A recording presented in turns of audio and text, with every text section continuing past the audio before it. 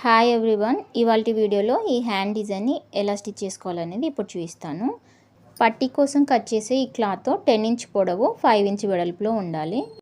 Hand పొడవు 11 inches, ఇక్కడ చంక దగ్గర 3 ఇంచెస్, ఇక్కడ హ్యాండ్ హైట్ వచ్చేసి 8.5 ఇంచ్. ఇప్పుడు ఈ క్లాత్ని సరిగ్గా మిడిల్కి మార్క్ చేసుకోండి.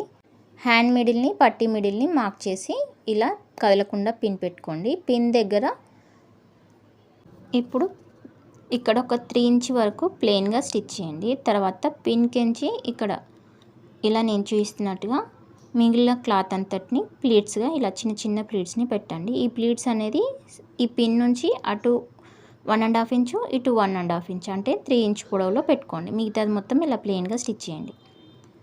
ఇప్పుడు ఈ బార్డర్ ఎడ్జ్ని ఇలా ఫోల్డ్ చేస్తూ ఇలా స్టిచ్ చేయండి.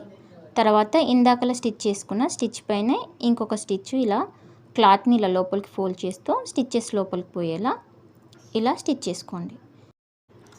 దీన్ని షోల్డర్కి ఎలా